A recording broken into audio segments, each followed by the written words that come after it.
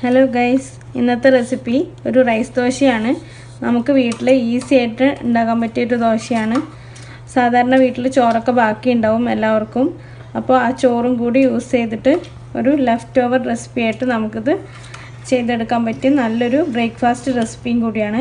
അപ്പോൾ അതിന് വേണ്ടിയിട്ട് നമുക്ക് വേണ്ടത് ഒരു കപ്പ് പച്ചരിയാണ്. പച്ചരി തന്നെ വേണം. പച്ചരി നമ്മൾ ഓവർനൈറ്റ് വെള്ളത്തിൽ കുതിർത്ത് വെക്കണം. അതിനുശേഷം ഒരു കപ്പ് ചോറും കൂട്ടിയിട്ട് നമുക്ക് ഈ അരി അരച്ചെടുക്കണം. ഇതിൻ്റെ കൂടെ നിങ്ങൾക്ക് വേണമെങ്കിൽ തേങ്ങയും കൂടെ ചേർക്കാം. ഓപ്ഷനിലാണ്. തേങ്ങ ഇല്ലാതെ ഇതുപോലെ തന്നെ നമുക്ക് അരച്ചെടുത്തിട്ട് ദോശ ഇടാവുന്നതാണ്. തേങ്ങ ഉണ്ടായാൽ തേങ്ങയുടെ ഒരു ചെറിയ ടേസ്റ്റും കൂടെ ഉണ്ടാവുന്നേ ഉള്ളൂ. തേങ്ങ ഇല്ലാതെയാണ് ഞാനിപ്പോൾ ഇവിടെ ദോശ ഉണ്ടാക്കാൻ പോകുന്നത്. അപ്പോൾ അതിന് വേണ്ടിയിട്ട് ഒരു കപ്പ് അരിക്ക് അരക്കപ്പ് ചോറ് അല്ലെങ്കിൽ അരക്കപ്പ് ആവുന്നതിനോളം ഉള്ള ചോറും കൂടി വേണം. ചോറ് അധികം ആവരുത്. അതുപോലെ തന്നെ നമ്മൾ അരയ്ക്കുമ്പോൾ വെള്ളവും അധികം ആവാൻ പാടില്ല, വെള്ളം കുറയാനും പാടില്ല. അപ്പോൾ ഞാനിത് അരച്ചെടുത്തിട്ട് കൊണ്ടുവന്നിട്ട് കാണിച്ചു തരാം. ആദ്യം നമുക്കിത് വെള്ളം ഒഴിച്ചൊന്ന് സോക്ക് ചെയ്യാൻ വെക്കണം. അപ്പോൾ ഓവർനൈറ്റ് നമ്മൾ ആദ്യം അരി ഒന്ന് സോക്ക് ചെയ്യണം. അപ്പോൾ നമുക്കിത് വെള്ളം ഒഴിച്ച് സോക്ക് ചെയ്യാൻ വെക്കാം. ഓവർനൈറ്റ് തന്നെ സോക്ക് ചെയ്ത് വെക്കണം. അല്ലെങ്കിൽ പകലാണ് നമ്മളിത് സോക്ക് ചെയ്യുന്നതെങ്കിൽ രാവിലെ തന്നെ വെള്ളത്തിലിട്ട് വെക്കണം. അരി നന്നായി മുങ്ങിക്കിടക്കുന്ന രീതിയിൽ വേണം നമ്മൾ വെള്ളം ഒഴിച്ച് കൊടുക്കാനായിട്ട്. അപ്പോൾ അരി നന്നായിട്ട് മുങ്ങിക്കിടക്കുന്ന രീതിയിൽ വെള്ളം ഒഴിച്ചിട്ട് വേണം ഇത് സോക്ക് ചെയ്യാനായിട്ട്. അപ്പോൾ നമുക്കിനി ഇത് സോക്കിങ് ആവുന്ന വരെ വെയിറ്റ് ചെയ്യണം. നിങ്ങൾക്കിതിനി പെട്ടെന്ന് ഇപ്പോൾ രാത്രി അരിയിടാൻ വിട്ടുപോയെങ്കിൽ ചൂടുവെള്ളം ഒഴിച്ചിട്ട് നമ്മളൊരു അരമണിക്കൂർ ഇതൊന്ന് സോക്ക് ചെയ്ത് വെച്ചാൽ മതി. നമുക്ക് പെട്ടെന്ന് തന്നെ അരി പുതിർന്ന് കിട്ടും. എന്നിട്ട്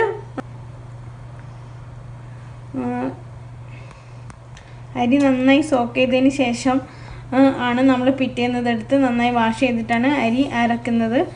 ഞാൻ ഫസ്റ്റ് ഇതൊന്ന് വാഷ് ചെയ്തിട്ട് കൊണ്ടുവരണം. എന്നിട്ട് വേണം നമുക്കിത് സോക്ക് ചെയ്ത് വെക്കാനായിട്ട്. അരി നന്നായിട്ട് കുതിർന്ന് വന്നിട്ടുണ്ട്. നമുക്കിത് ചോറ് ഇട്ടിട്ട് ഒരുമിച്ച് തന്നെ നമുക്ക് അരച്ചെടുക്കാം. ചോറും അരിയും കൂടി ഒരുമിച്ചിട്ടിട്ടാണ് അരച്ചെടുക്കുന്നത്. ഞാനിപ്പോൾ ഇത് മിക്സിയിലിട്ടിട്ട് അരച്ചിട്ട് കൊണ്ടുവരാൻ പോവാണ്. അല്പം ഉപ്പ് ചേർക്കണം. നിങ്ങൾ അരച്ച് കഴിഞ്ഞിട്ട് ഉപ്പ് ചേർത്താലും മതിയാവും. അതുപോലെ തന്നെ ഒരു ട്രിപ്പിൽ അരയ്ക്കാൻ പറ്റുന്നില്ലെങ്കിൽ 2 ട്രിപ്പായിട്ട് അരച്ചെടുത്താലും മതിയാവും. ആവശ്യത്തിന് വെള്ളം ഒഴിച്ചിട്ടാണ് അരക്കേണ്ടത്. അപ്പോൾ ഞാനിപ്പോൾ ഇതിൻ്റെ ഒരു 3/4 ഭാഗം വെള്ളം ഒഴിച്ചിട്ടാണ് അരയ്ക്കുന്നത്. അപ്പോൾ അരച്ച് കൊണ്ടുവന്നിട്ട് അതിൻ്റെ ആ കൺസിസ്റ്റൻസി നല്ല ഫൈനായിട്ട് അരയണം. എല്ലാം ഞാൻ കാണിച്ചു തരാം. ഈ ഒരു കൺസിസ്റ്റൻസിയിലാണ് ഇത് അരയ്ക്കേണ്ടത്. കണ്ടില്ലേ, നല്ല ഫൈനായിട്ട് തന്നെ അരിഞ്ഞിട്ടുണ്ട്.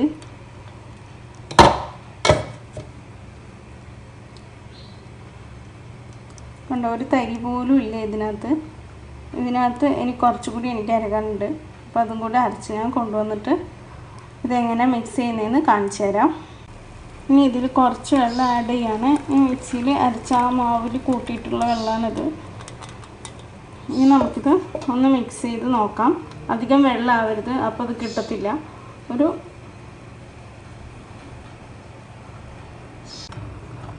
ഈ ഒരു കൺസിസ്റ്റൻസിയാണ്. അരച്ചെടുത്ത് കഴിഞ്ഞു. എന്നിട്ട് നന്നായിട്ടൊന്ന് ഞാൻ മിക്സ് ചെയ്ത് കൊടുത്തു. നന്നായിട്ടൊന്ന് മിക്സ് ചെയ്യണം കേട്ടോ. അരച്ച് കഴിയുമ്പോൾ നമ്മളിത് സാധാരണ ദോശക്കല്ലിലാണ് ചുടുന്നത്. കണ്ടില്ലേ, ഈ ഒരു കൺസിസ്റ്റൻസിയാണ് ദോശ പാറ്ററിനുള്ളത്. നമുക്ക് ചോറും ബാക്കിയാവില്ല, നല്ല ടേസ്റ്റും ആയിരിക്കും. തലേന്നത്തെ മീൻകറിയൊക്കെ ഉണ്ടെങ്കിൽ അതൊക്കെ കൂട്ടി കഴിക്കാൻ ഭയങ്കര ടേസ്റ്റാണ്. ചിക്കൻ കറി, ബീഫ് കറി, പിന്നെ സാമ്പാർ, ചമ്മന്തി എല്ലാം കൂട്ടിയിട്ട് നമുക്ക് ഈ ദോശ കഴിക്കാവുന്നതാണ്. എല്ലാവരും ട്രൈ ചെയ്ത് നോക്കാം. നമുക്കിനി ദോശ ചുട്ടെടുക്കുന്നത് എങ്ങനെയാണെന്ന് നോക്കാം. ദോശക്കല്ല് ഞാനിവിടെ ചൂടാൻ വെച്ചിട്ടുണ്ട്. ദോശക്കല്ല് ചൂടായതിന് ശേഷം മാത്രമേ നമ്മൾ ദോശ ഒഴിച്ചു കൊടുക്കാൻ പാടുള്ളൂ.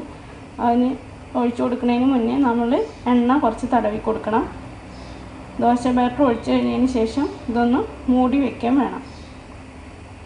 അപ്പോൾ ദോശക്കല്ല് ചൂടാവട്ടെ. ചൂടായി വരുന്നുണ്ട്. നമുക്ക് കുറച്ച് എണ്ണ തൂവി കൊടുക്കാം.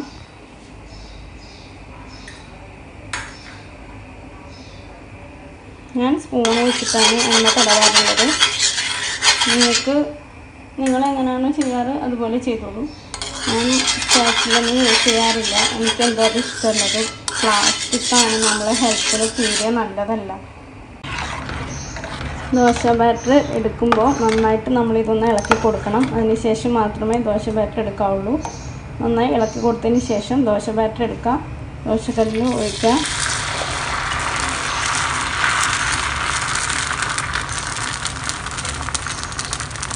കണ്ടില്ലേ, നല്ല റൗണ്ട് ഷേപ്പിൽ തന്നെ കിട്ടിയിട്ടുണ്ട്. നമുക്കിനി ഇത് അടച്ച് വെക്കാം ഒരു 2-3 സെക്കൻഡ്. 2-3 സെക്കൻഡ് കഴിഞ്ഞിട്ട് ഇത് ഓപ്പൺ ചെയ്തിട്ട് നമുക്കൊന്ന് തിരിച്ചിട്ട് കൊടുക്കണം. തിരിച്ചിട്ട് കൊടുത്തു കഴിഞ്ഞാൽ ഒരു സെക്കൻഡൊക്കെ വെച്ചാൽ മതിയാവും. പിന്നെ നമുക്ക് ദോശ എടുത്ത് വയ്ക്കാം. സാധാരണ നമ്മൾ ദോശ ചൂടുന്ന പോലെ തന്നെ. ഇത് സത്യം പറയാം, നിങ്ങൾ മീനിൻ്റെ കൂടെ ഒക്കെ ഇതൊന്ന് കൂട്ടി കഴിക്കണം. അടിപൊളിയാണ്. പിന്നെ നിങ്ങളിത് വിടത്തില്ല. അതുപോലെ തന്നെ നമുക്ക് ഈ ദോശ കുട്ടികൾക്ക് സ്നാക്കായിട്ട് കൊടുത്തു വിടാം. ഈ ദോശയുടെ ഉള്ളിലോട്ട് പഴത്തിൻ്റെയും ഒരു ഫില്ലിംഗ് ഒക്കെ വെച്ചിട്ട് നമുക്ക് റൗണ്ട് ഷേപ്പിൽ ചുരുട്ടിയെടുത്തിട്ട് കട്ട് ചെയ്തിട്ട് കുട്ടികൾക്ക് കൊടുക്കാവുന്ന നല്ലൊരു റെസിപ്പി കൂടിയാണ്. ഹെൽത്തിയാണ്. ബ്രേക്ക്ഫാസ്റ്റ് കഴിക്കാത്ത കുട്ടികളായാലും കഴിച്ചോളും. അപ്പോൾ ഞാൻ ദോശ തിരിച്ചിടുവാണ്. കണ്ടില്ലേ, നല്ല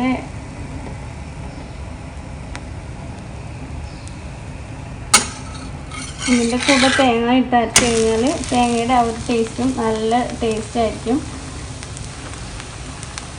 അത് വേറൊരു ടേസ്റ്റ് തന്നെയാണ് കേട്ടോ, തേങ്ങ കൂട്ടിയിട്ട് അരക്കുന്നത്.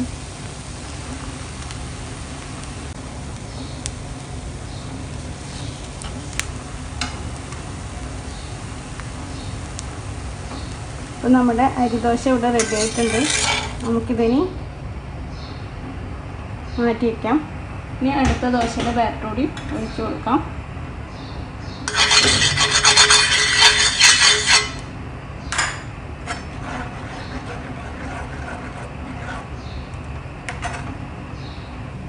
ഇതുവരെ യൂട്യൂബിലാരും ഈ ഒരു റെസിപ്പി ഇട്ടിട്ടുണ്ടോയെന്ന് എനിക്ക് അറിയില്ല. ഇത് ഞങ്ങളുടെ നാട്ടിലൊക്കെ എന്നും രാവിലെ ബ്രേക്ക്ഫാസ്റ്റിന് അധികം എല്ലാവരും ഉണ്ടാക്കുന്നത് ദോശയാണ്.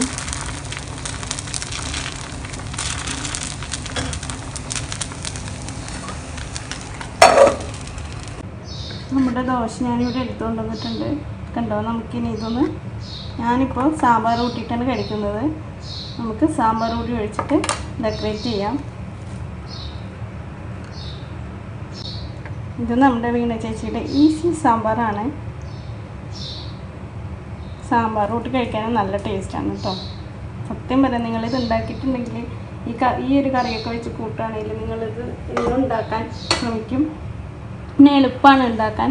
രാത്രി അരി വെള്ളത്തിൽ കുതിർത്തിടേണ്ട ഒരു ആവശ്യം മാത്രമേ ഉള്ളൂ.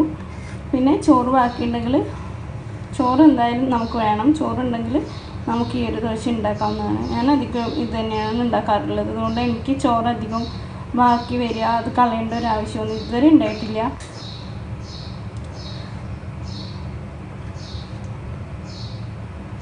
അപ്പോൾ എല്ലാവരും തയ്യാറാക്കി നോക്കുക.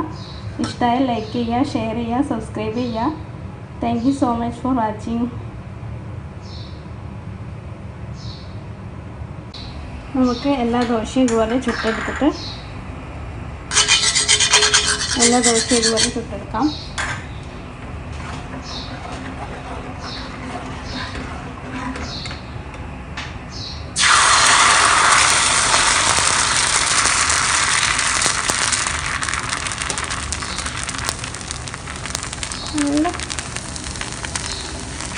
നല്ല വല പോലത്തെ ദോശയാണ്.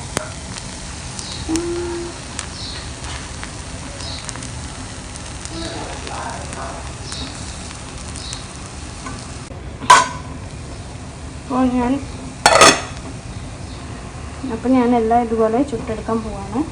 അപ്പോൾ ചുട്ടെടുത്തിട്ട് അവസാനം കാണാം. നമുക്ക് ഈ ദോശയെ തിരിച്ചിട്ട് കൊടുക്കാം.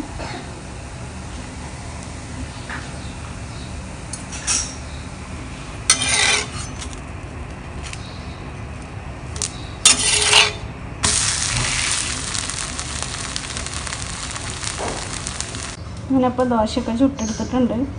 ഒരു 4 പേർക്ക് കഴിക്കാനുള്ള ദോശമാവിൻ്റെ അളവാണ് പറഞ്ഞത്. 4 പേരല്ല, ഒരു 5 പേർക്ക് കഴിക്കാൻ പറ്റുമായിരിക്കും. അപ്പോൾ നിങ്ങൾ ട്രൈ ചെയ്ത് നോക്കാം.